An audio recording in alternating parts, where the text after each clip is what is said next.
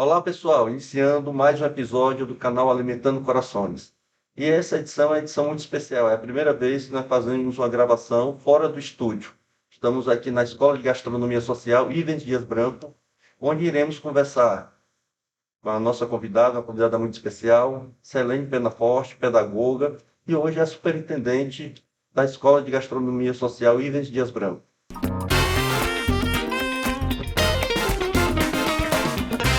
Eu queria, Selene, primeiro agradecer por receber a minha equipe aqui na Escola de Gastronomia. E eu queria que você pudesse se apresentar para o nosso público. Bom, é um prazer a gente receber esse convite com muita alegria. Agora, eu agradeço a você, a sua equipe, a oportunidade da gente falar um pouquinho aqui do nosso trabalho, né? Eu, como você falou, venho da área da educação, sou pedagoga. Logo que terminei minha faculdade, fiz concurso para a prefeitura, trabalhei, né, durante quase 30 anos na rede municipal de Fortaleza. Tive um grande prazer em desenvolver trabalhos com as escolas públicas, com a formação de professores, e durante esse percurso a gente tinha uma afinidade muito grande no trabalho de apoio às crianças com deficiência. Então, nessa área da educação especial, na perspectiva da educação inclusiva, eu desenvolvi projetos, programas, fui responsável pela instalação do primeiro setor de educação especial da rede municipal de Fortaleza, ainda lá nos anos 80. E nesse percurso também me interessei muito por entender melhor esse contexto, né, do que diz respeito a você trabalhar para políticas públicas de inclusão social. Então, fiz um mestrado, um doutorado pesquisando essa área, e meu doutorado especificamente foi sobre gestão da escola para a organização da educação inclusiva. E eu acho que isso me ajuda muito hoje para o trabalho que a gente desenvolve aqui na escola. A Escola de Gastronomia Social Ivens Dias Branco, ela faz parte de uma parceria público-privada. Isso. Isso tem uma ideia de trabalhar não só a questão da culinária, mas a gastronomia social. Eu queria que você pudesse explicar o que é gastronomia, o que é esse conceito, como é que isso se aplica na prática. Bem, como eu falei, né, antes, eu venho da educação, então a gastronomia para mim, na verdade, também era uma novidade. Quando me chegou o convite de pensar um projeto pedagógico para uma escola de gastronomia, né, e uma escola de gastronomia social.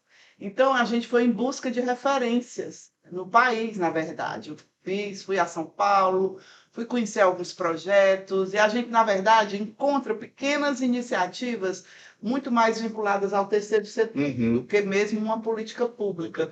Então, a gente pode dizer, não é, que depois dessa pesquisa, de encontrar algumas inspirações, a gente começa a formular o conceito dessa escola, trazendo, na sua essência, a transversalidade desse conceito de gastronomia social.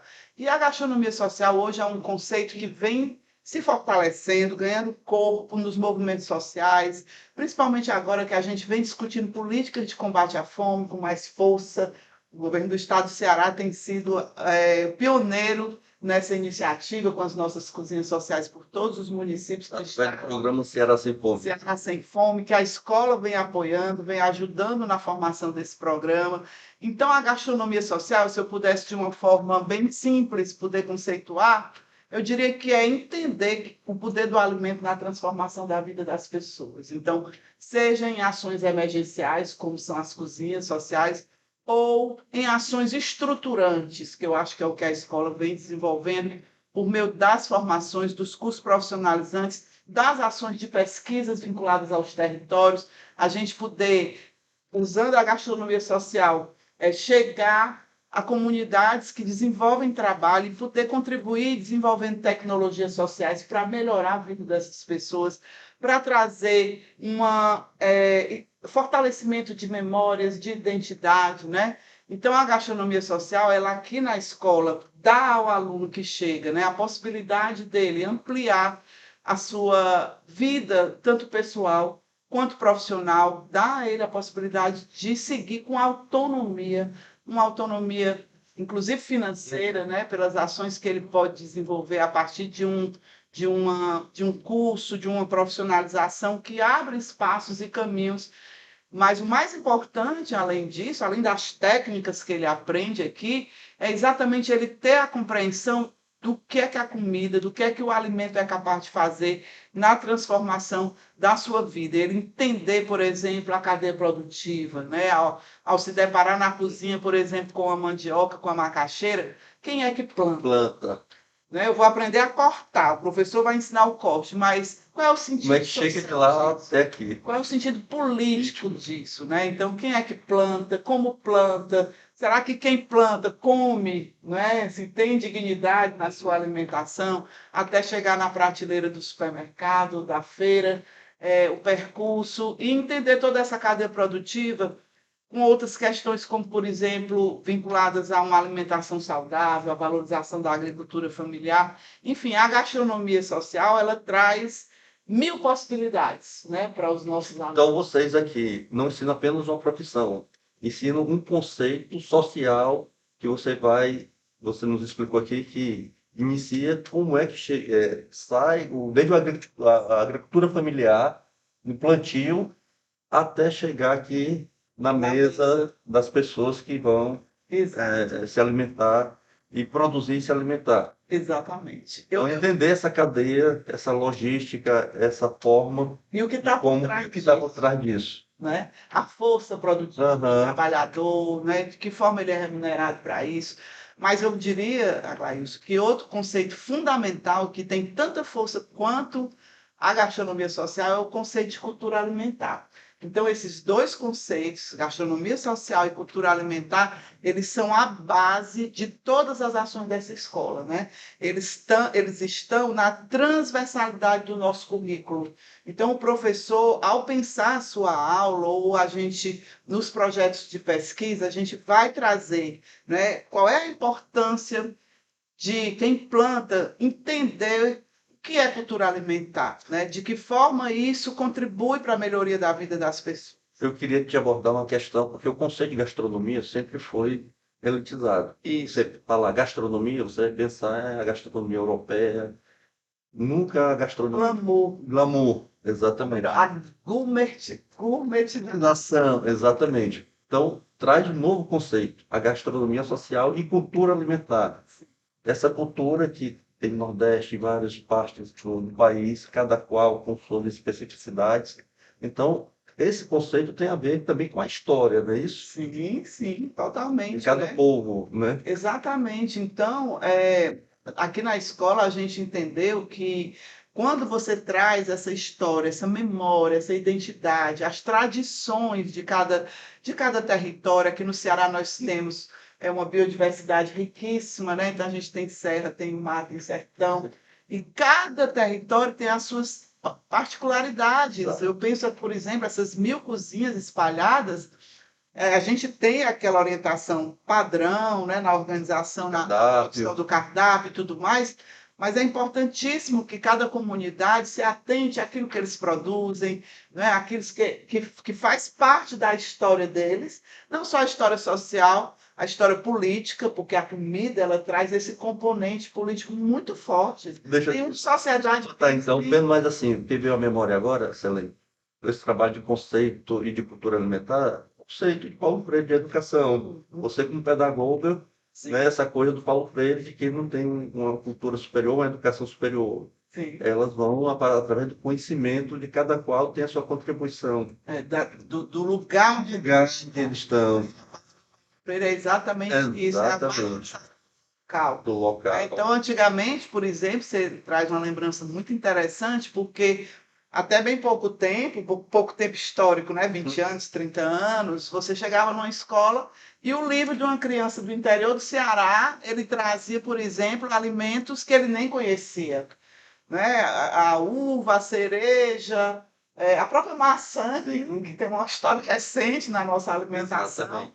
mas eram alimentos que a criança só tinha visto mesmo pela televisão ou em filmes. E hoje a gente percebe que houve um avanço muito grande, né? Da gente pensar exatamente como Paulo Freire, né? Se eu vou discutir sobre comida, sobre fome, sobre alimentação, o que é que me fala disso? Né? Qual é a relação disso com a minha história? O que foi que eu comi? O que foi que minha avó fez para mim? Né? Quais foram os pratos que eu cresci sendo alimentada. Então, a escola ela trabalha muito com esse resgate, né? Há pouco tempo a gente teve um projeto aqui de resgate da araruta.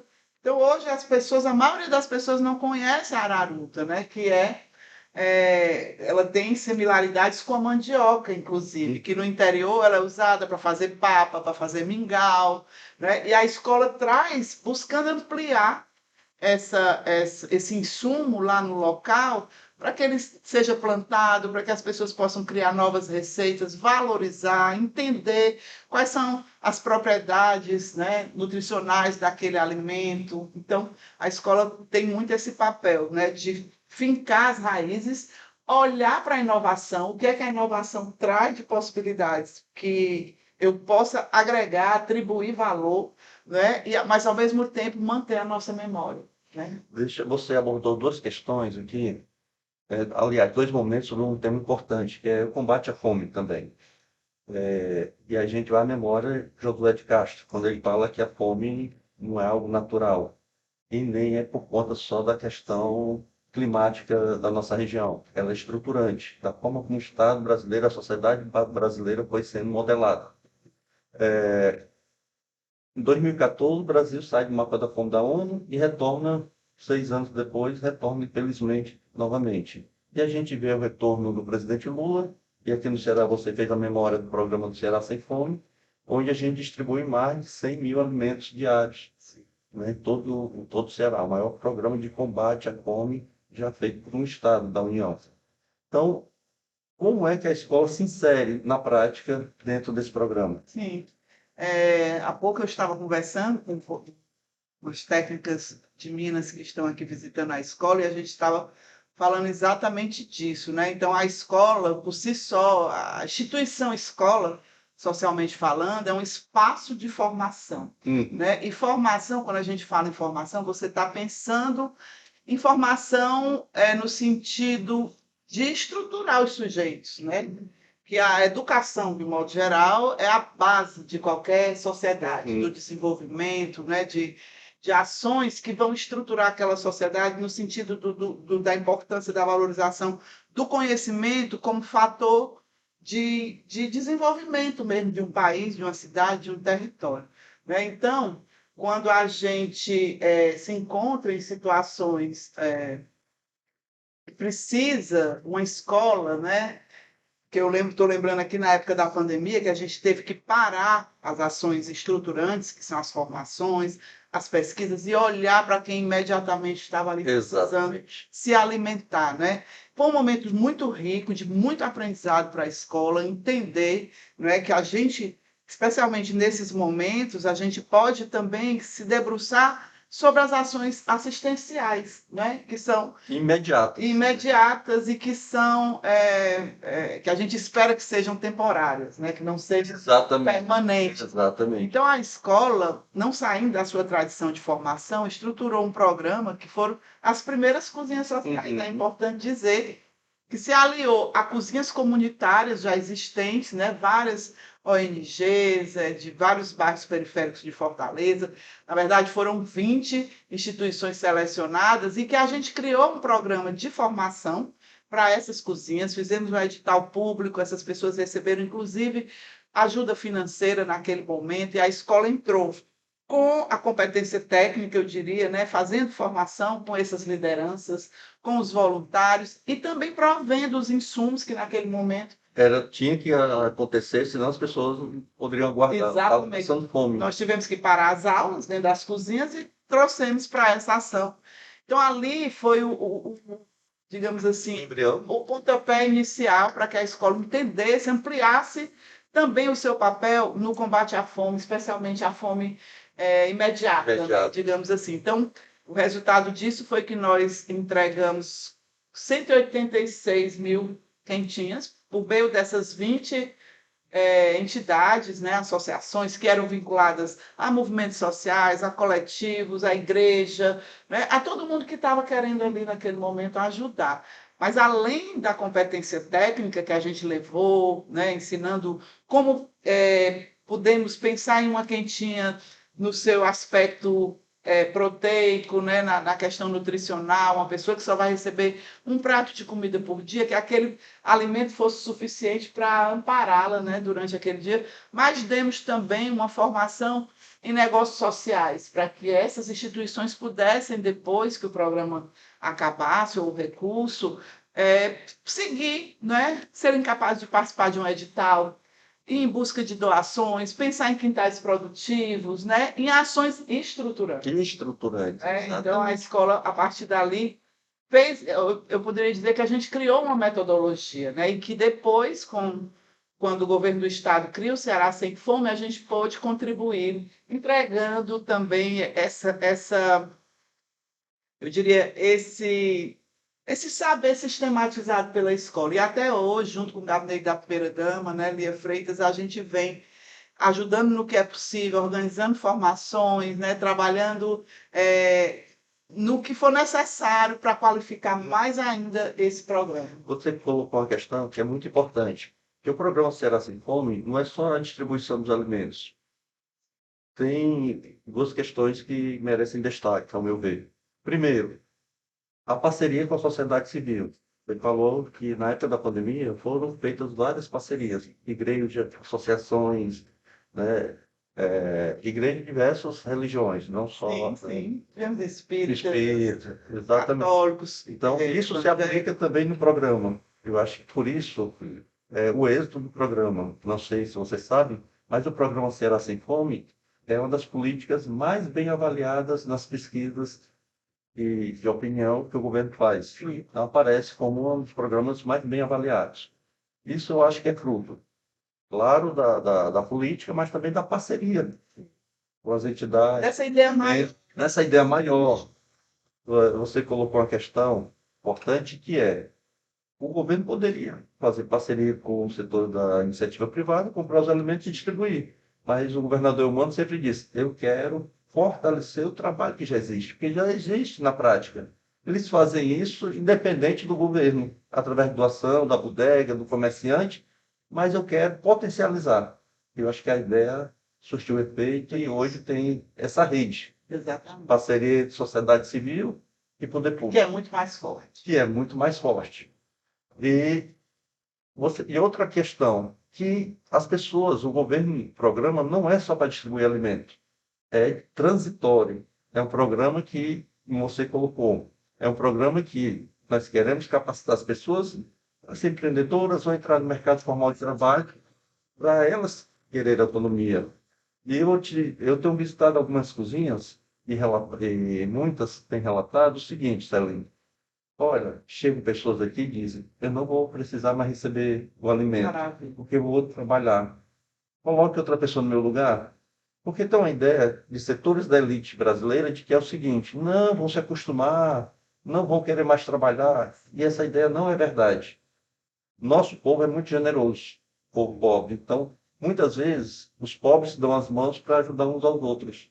Então, esses relatos que nós estamos percorrendo várias cozinhas, eles relatam isso. Muitas pessoas saem do desemprego, entram no mercado formal ou abrem são empreendedor, empreende, mas que ela diz, olha, passa para outra pessoa. Essa coisa da solidariedade é muito forte. Né? Uhum. Eu queria ver aqui dentro da escola, a relação com a comunidade mais próxima. Como é essa relação?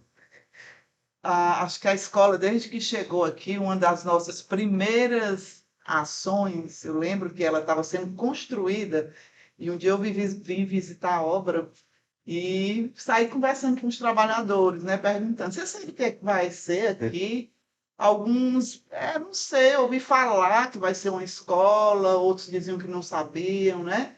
E aquilo me chamou muita atenção. Então, a nossa primeira ação aqui, na verdade, antes da escola ser inaugurada, foi uma reunião com as lideranças comunitárias para apresentar o projeto da escola, para mostrar para esses trabalhadores que esse espaço, né, vinha para exatamente melhorar a vida deles. Né? E eu acho que assim tem sido. A nossa relação com a comunidade do Grande Mucuripe, né, é muito tranquila, e agora a gente está com um projeto maravilhoso aqui com a comunidade do Serviluz, porque o Grande Mucuripe abriga, eu acho que 7 bairros. Exato. Né? Cais do Porto, Serviluz, Chitãozinho, Vicente Pison. acho que, salvo engano, são 7, né? Prato Futuro. Prato Futuro, enfim, Santa Terezinha. E é uma comunidade que tem na escola um apoio. A gente percebia que no começo eles não se sentiam assim muito seguros de chegar. E hoje, né, a escola, eu penso que é uma extensão de algumas ações do bairro. Eles nos procuram para usar os espaços da escola para fazer reuniões, para, enfim, né, até para fazer fotos de formatura da comunidade. A gente já recebeu grupos aqui, né? Então, as escolas públicas aqui do entorno, e a gente prioriza na nossa seleção o, como critério, por exemplo, de desempate, ser morador da comunidade, né? Então, isso, outra ação muito interessante, logo que a gente assumiu, foi mapear os pequenos negócios de alimentação. Então, a gente saiu com um grupo de estagiários olhando. Então, você tem aquela casa que faz o churrasquinho no final da tarde, a outra que vende bolo, a outra que faz quentinha. Cada rua, cada quarteirãozinho que você entra aqui, você vai encontrar no mínimo 2, 3 negócios na área da gastronomia. É impressionante a força que tem a comida, Sim, né? sim. Para a própria manutenção das pessoas. Então, a gente olhou para essas pessoas, mapeamos quais as primeiras necessidades, se eles queriam uma formação, por exemplo, na área da segurança alimentar, das boas práticas de higiene, né, cursos de bolos, enfim. E assim tem sido feito desde então, né? Então, isso também Então, nos você começou a falar aqui de alguns cursos. Quais são os cursos que são aplicados aqui? Sim, nós temos na escola uma estrutura que permite cursos na área de qualquer área dentro da área da gastronomia, da cultura alimentar. Nós temos 3 grandes cozinhas pedagógicas que são apropriadas assim para cursos na área da confeitaria, da panificação e da cozinha, né? Então, esses cursos a gente recebe alunos para formação profissional durante 4 meses. Eles ficam aqui diariamente. Acabamos de fazer uma seleção. O resultado saiu ontem à tarde, e eles começam na próxima semana, né? Então, é sempre uma alegria quando eles chegam. São 140 por semestre. No próximo semestre, a gente repete. É uma seleção muito concorrida que a gente sofre aqui, porque Quantos inscritos, em média? a gente já teve, em alguns momentos, inscrições em torno de 5.000 para 140 vagas. Logo que a escola iniciou, porque a gente tem um perfil que foi afunilando. Então, tem critérios, era um sofrimento, né? Então, a prioridade para pessoas em situação de vulnerabilidade social, que não trabalham, que não estudam, que participam de programas, né, sociais, que realmente precisam de uma oportunidade. Então, são critérios de base ali. Só que você encontra uma infinidade de pessoas com esse mesmo critério, né, que tenham concluído o ensino médio, a idade também, assim, para oportunizar, né, a juventude, são critérios de desempate.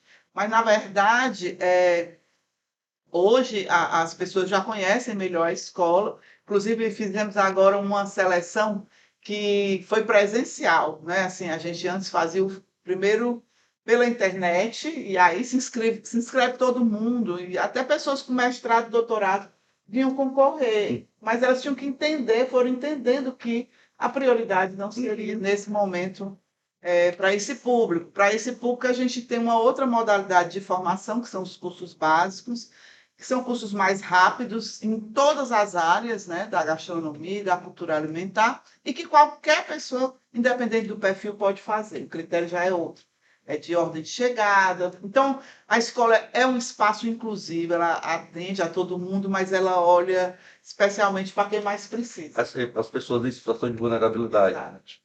Celene, eu quero te agradecer por abrir as portas para nós. Foi um bate-papo, eu acho que ajudou as pessoas a conhecerem melhor a escola, entender qual o conceito de gastronomia social. Tem uma pessoa que trabalha comigo, o Lucas, é uma pessoa que sempre Foi nosso. aluno aqui, e ele sempre fala, foi na escola que despertou o interesse de mudar de curso, que ele fazia um outro curso, e hoje está próximo de concluir a graduação dele em gastronomia. Bom, né? Então a escola foi uma inspiração para o Lucas. Ele foi nosso aluno aqui na cozinha social do SOS Periferia. Posso dizer, sem desmerecer os outros, que foi um dos alunos mais atuantes, né? Que realmente soube aproveitar ali a oportunidade para... Além das considerações finais, é isso que eu queria lhe perguntar, do ponto de vista pessoal. quando você vê uma pessoa como o Lucas, que saiu aqui de um projeto da escola e despertou para esse interesse. E hoje ele ganha Hoje ele ganha uma proporção maior. Eu acho que isso é inspirador, né? E gratificante para o trabalho, você como pedagoga, como responsável por esse espaço.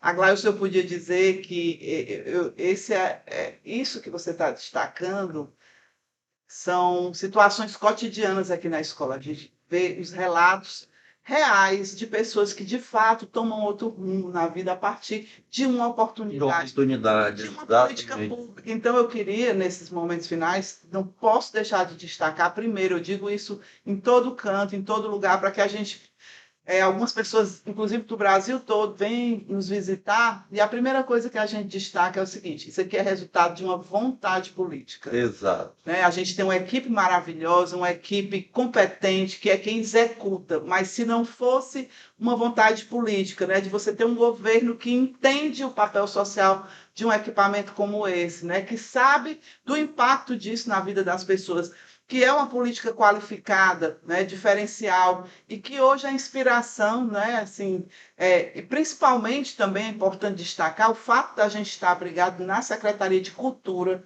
faz toda a diferença, né, da gente poder trabalhar no nosso currículo, no nosso projeto pedagógico, esse conceito de cultura alimentar, entendendo o alimento como um elemento de resistência, como um elemento de luta e de soberania. Exatamente. Soberania pelo alimento também é uma questão de soberania. De soberania. E a Secretaria de Cultura, né, nessa compreensão que ela é recente nos estudos, né, nas próprias políticas. Quando a gente chegou, né, as pessoas tinham que entender por que uma escola de gastronomia na Secretaria de Cultura. E hoje isso é bem tranquilo e nos traz, inclusive, uma fortaleza, exatamente para poder chegar nos territórios tradicionais, nas comunidades quilombolas, nas comunidades ribeirinhas, nos assentamentos, né, trabalhar com instituições, com movimentos que pensam nessa comida que exatamente vai contribuir na sua essência, na sua luta, no plantio, na agricultura familiar, como elemento de resistência e de soberania alimentar. Né? Então, isso é um grande diferencial.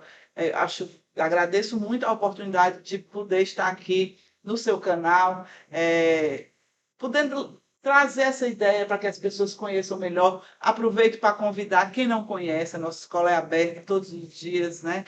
Dias úteis, e quem quer fazer um curso, quem quer só conhecer, quem quer viver essa vista aqui, que ao final da tarde tem um dos pôr do sol mais bonitos da cidade, né? Eu convido a todos os seus ouvintes, seus telespectadores, né, que venham, que serão muito bem recebidos. Pessoal, quero agradecer aqui vocês que nos acompanharam por esse bate-papo maravilhoso, inspirador, com Selene Penaforte, supervisora, superintendente aqui da Escola de Gastronomia Social Ivem Dias Branco. Um grande abraço e possam curtir o canal, esse episódio. Curtam lá, se inscrevam e a gente se encontra no próximo.